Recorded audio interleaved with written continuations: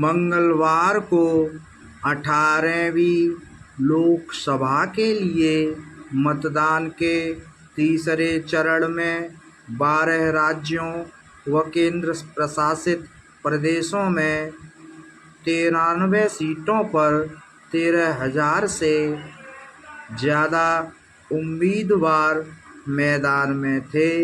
इस चरण के साथ ही आधे से अधिक निर्वाचन क्षेत्रों में 543 में से 283 सीटों पर मतदान संपन्न हो गया। गुजरात के सूरत से भारतीय जनता पार्टी उम्मीदवार निर्विरोध निर्वाचित घोषित हुआ, क्योंकि कांग्रेस उम्मीदवार समेत सभी विरोधियों ने संदिग्ध परिस्थितियों में नाम वापस ले लिया। आम चुनाव के आगामी 4 चरण 13, 20 व 25 मई और 1 जून को होंगे। मतगणना 4 जून को होनी है। मंगलवार को जिन 93 सीटों के लिए वोट पड़े 2019 में, उनमें से 71 पर भाजपा उम्मीदवारों ने जीत दर्ज की थी, जबकि 4 कांग्रेस की झोली में गई थीं। गुजरात में भाजपा ने बीते 2 आम चुनावों में सभी 26 सीटें जीती थीं, जहां सबसे तगड़ी लड़ाई देखने को मिली।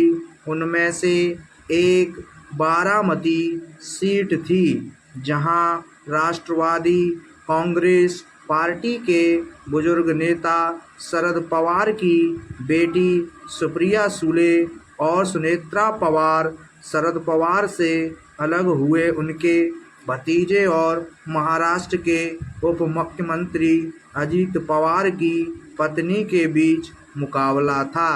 पहले 2 चरणों में 2019 के मुकाबले मतदान में गिरावट दर्ज की गई थी और विपक्ष ने समग्र आंकड़ों के प्रकाशन में चुनाव आयोग द्वारा असामान्य रूप से देरी किए जाने पर सवाल उठाए थे।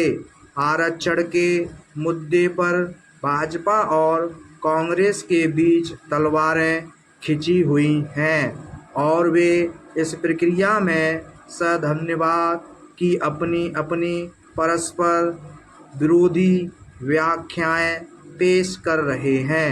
विपक्ष ने भाजपा पर संविधान संशोधन के जरिए आरक्षण खत्म करने की साजिश का आरोप लगाया है।